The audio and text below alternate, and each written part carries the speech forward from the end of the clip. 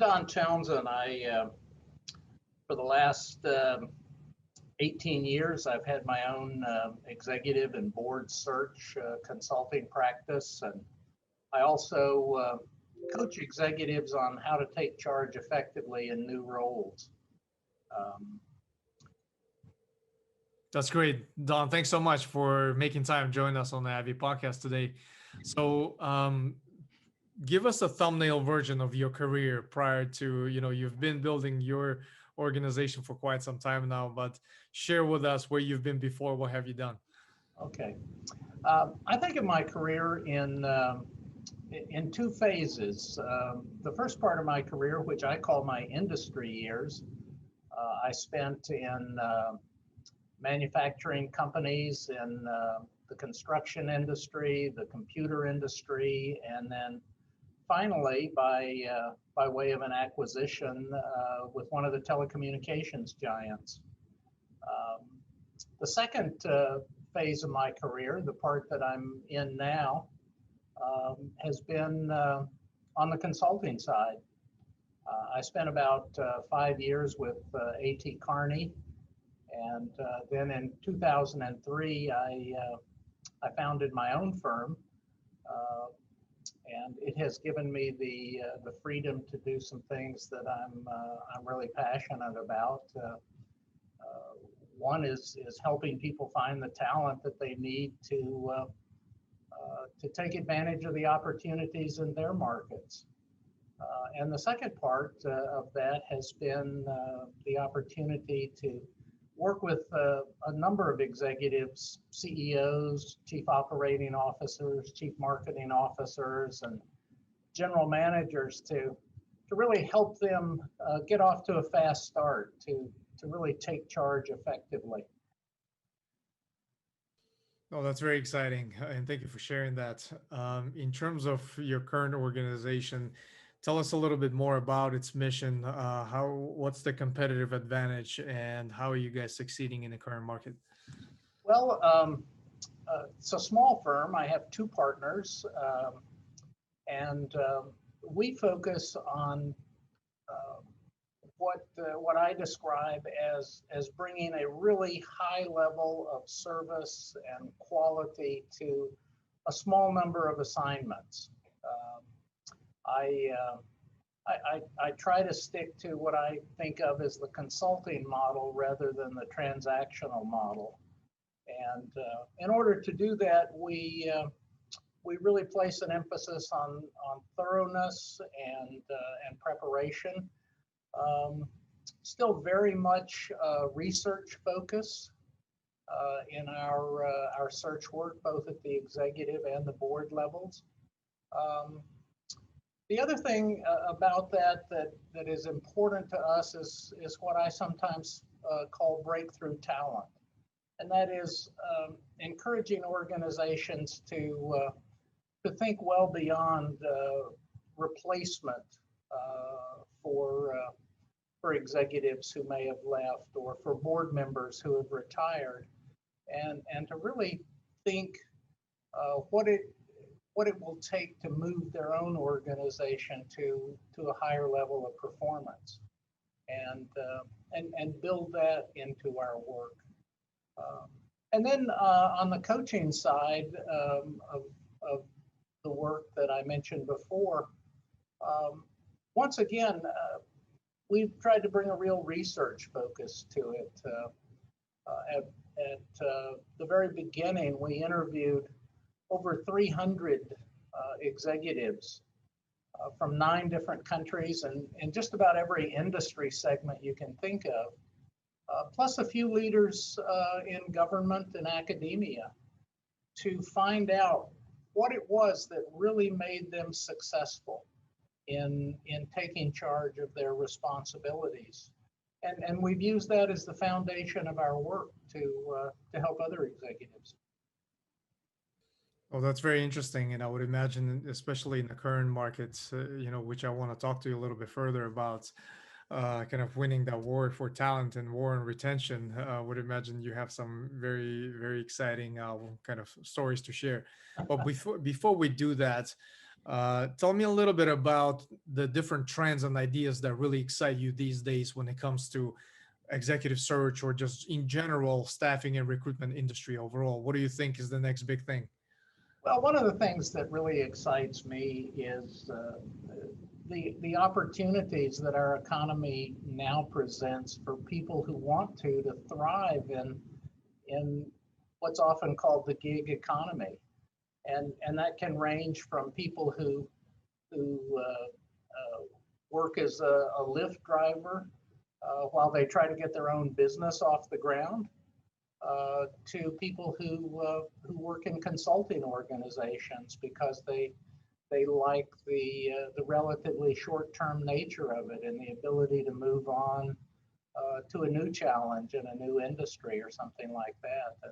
So I think we see a wide range of opportunities for people now to really think through and carve out for themselves the kind of work life that they want to have. I think too, the movement to what you might call agile organizations is very exciting. I think it gives people the opportunity for lots of challenges in their work lives that might not have been open to them in the past. And we've seen lots of organizations, lots of our clients who are taking lessons that they learned in sort of the agile software development world and applying those lessons in other ways in their organization and lots of other functions besides just software development, and getting tremendous results from it. And I think one of the reasons they are getting those results is so many people like the environment of being able to form a team and accomplish something quickly and then pass their work off to another group and reform on another team and take up another challenge. I think a lot of people are finding that kind of organization really fits what they want to do and the way they like to work. Oh, that's super exciting, and thank you for sharing some of those insights. It's a very interesting period coming out of pandemic and how organizations are structuring just their just overall operations is going to be very interesting how things play out in the next period. And you've mentioned something around the gig workers, the overall contingent workforce trend that has been on such a rise because organizations they're seeking those very flexible and lean ways to scale up or scale down. So tell us a little bit more about your thoughts on just the overall future of work concept. Where do you think kind of the contingent worker gig worker trend is going with that? How can organizations really take advantage of that? Well, I think one of the real opportunities there is that you can now, thanks to the technology that we have, access talent all over the world. I've done that in my own business. One of the things that I decided on when I first started was to learn how to use all sorts of non-employee resources to accomplish a lot of the things that traditionally have been full-time jobs in an organization. So I have an administrative assistant in the Philippines, and for marketing collateral, I use somebody who is based in Yugoslavia, and it works. It has worked for me extremely well. So I think organizations can find ways to access talent that just was not available to them in the past. I think that's exciting. A second thing is it allows organizations to get a lot of work that may not be core or strategic for them accomplished at a very low cost. And that allows them to focus more resources on the development of people in the functions and in the roles that are of the most value to them. And I think that is a tremendous opportunity for the companies who take advantage of it. Right. Absolutely.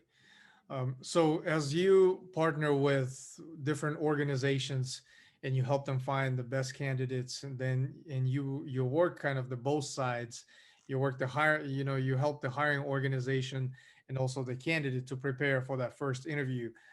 Tell us a little bit more about the best strategies that really help you increase your kind of that batting average, to make sure that both sides are well prepared, the expectations are set for both the candidate and the hiring managers. Tell us a little bit more about that process. Well, I think one of the things I learned uh, over the last 20 years or so has been to not focus so much on the classic knowledge, skills, and abilities that we typically think about when we want to hire somebody, but to really drill down with clients on what exactly do you need them to accomplish in the first 12 to 18 months in the new role. And oftentimes clients struggle with this a little bit because they've been thinking about, well, we want somebody that has this degree and this number of years of experience, and we want them to know X, Y, and Z. But when we really focus in on what do you need them to accomplish in that first relatively brief period at the beginning of the role, that would cause you to say, wow, you've been really successful. Then we get to the things that can really help us find someone who fits for that role, because we can look at their past and see if their past experiences and accomplishments line up with what the company needs to accomplish. And it works for the candidates as well, because one, they get a much clearer picture of what the company needs and what they might be hired to do. And so that's one thing I've learned that has really helped. The second one is to be really clear as an organization about what is it that you're good at, and what are your flat spots as an organization, and what are your aspirations as an organization.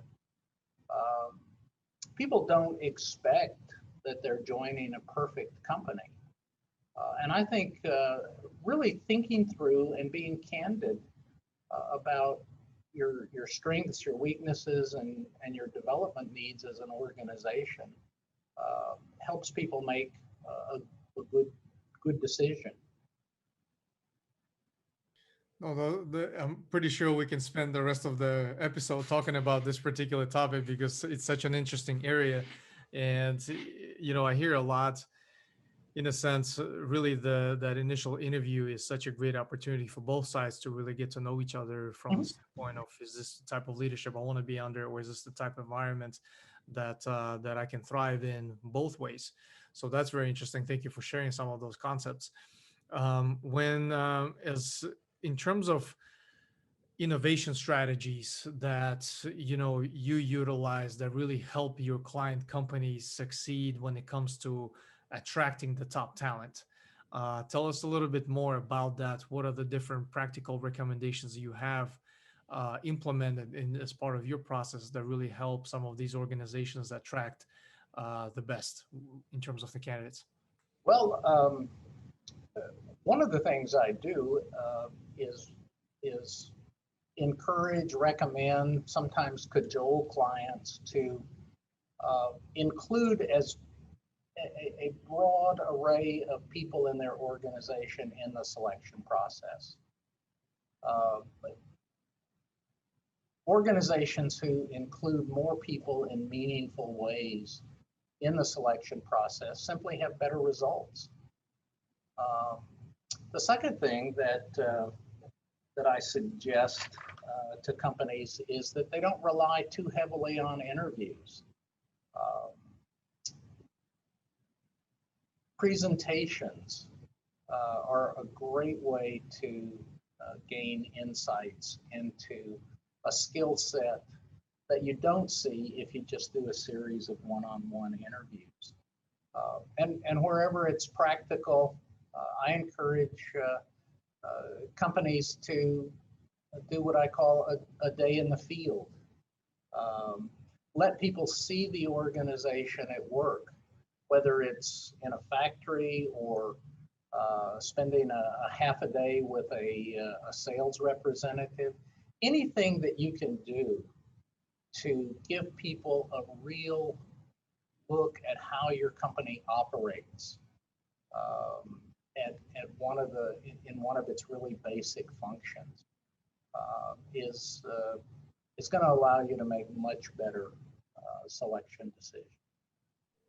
Oh, that's great. I love these recommendations. And, it's, as you know, with this being such a candidate driven market these days, that war on retention, so to say, is real out there, with companies, just coming up with creative ways to really target top performers at various organizations. What are your thoughts on helping your client companies succeed and win when it comes to retaining the top talent? The first thing I recommend is understand what turnover is costing you. And it doesn't have to be elaborate, just a reasonable back of the envelope calculation that adds up how much money you're spending on recruiting, and how much extra money you're spending on training. And then a reasonable estimate of your lost productivity costs, the hours of time that people in the organization spend in interviews. And you add those up and you share that information and you develop an understanding in the organization of why retention is important in a financial and practical way. So I think that's a good first step. The second thing I recommend that companies do is analyze your turnover. If all of your or most or all of your turnover is among the people who are, let's say, in the bottom quarter of your performers, well, don't worry about it so much. Just view that turnover as an opportunity to upgrade. If your turnover is among your best performers and your high potential performers, analyzing that and understanding it will galvanize you to take some action. The third thing that I think is important is to do stay interviews. Almost all organizations do exit interviews. And sure, sometimes you get some insights from exit interviews that can help you in the future. But stay interviews, I think, are a much more powerful tool. Sit down with people and ask them specifically, what is it about your work that you like? What parts of it are frustrating to you? What would you like to do in the future? How can we give you learning and development opportunities that are meaningful to you? But just the very concept of doing stay interviews starts to change your mindset in the organization about retention. And my experience with the clients who have done them, and I've even been asked by some clients to assist in doing the stay interviews, is that they're very powerful. They send the message that you value the people, that you want them to stay, and that you're willing to do what you can to make their life at work more enjoyable, more challenging, more developmental for them.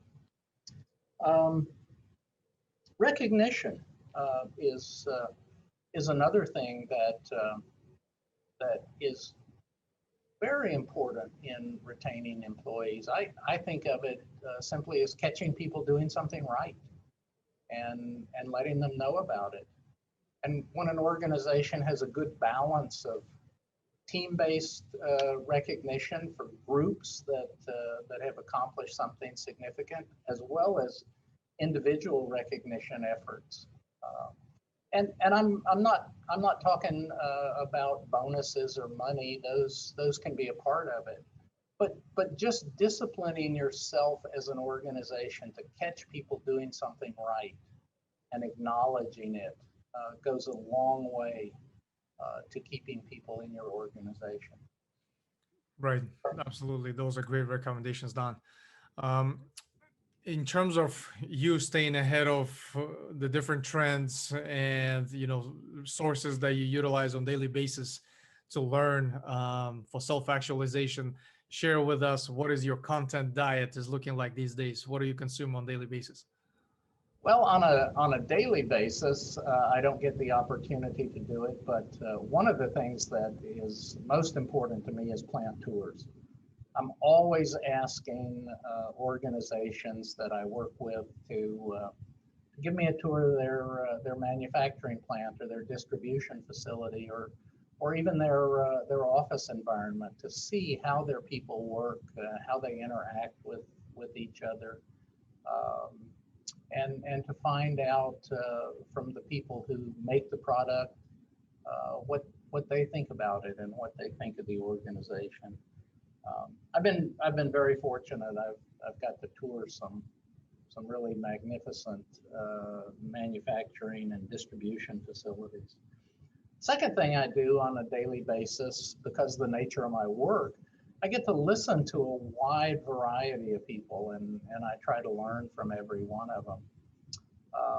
Then there are some things that I look at every day. One of them is Supply Chain Brain, which is just a digest of trends and information about all aspects of supply chains, whether it's technology or breakdowns in supply chain. I find that very interesting. I try once or twice a year to go to a trade show. Just walking through a trade show, talking to people in the different booths is a great way for me to learn. And I read a lot of books. Not surprising, given the nature of what I do, I like to read biographies. And I almost always have a biography going.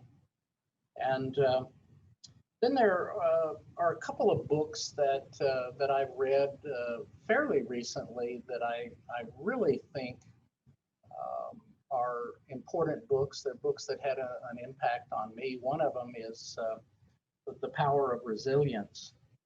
And it was published about 4 or 5 years ago. But I think organizations now, right after the pandemic, as we return to more normal times, it's a great opportunity to think about what we got right as we had to adjust rapidly to the pandemic, and what we could have done better. And that book gives a lot of good ideas about how you can build a more resilient organization. And the second one is it's called Lead Yourself First, and it's about the importance of solitude particularly for leaders, to have some regular disciplined way of reflecting on what's going on in your organization and your area of responsibilities, and making meaning from that. And as the book points out, some people do it by long distance running, and some people do it like George Shultz, the former Secretary of State, starting with his first management job as Dean of the Business School at the University of Chicago. He would carve out 1 hour a week and sit alone in his office or conference room with nothing but a pen and a tablet, and focus on the most important issues or challenges that were facing him. And he maintained that discipline all through his years as Secretary of State. So really over 40 years. He used that disciplined approach to solitude to help him be a better leader. Oh, those are great recommendations. I, much appreciated. And for our listeners, we'll make those titles available in the show notes. Don, I can't thank you enough for your time today. It was very short and very insightful conversation. I personally learned quite a bit. What I love doing with all of the guests is do another follow-up recording in about a year, revisit the conversation from a year ago and see how much have changed, transpired, and talk about the different ideas that are still relevant. So definitely appreciate your time today. Thank you, John.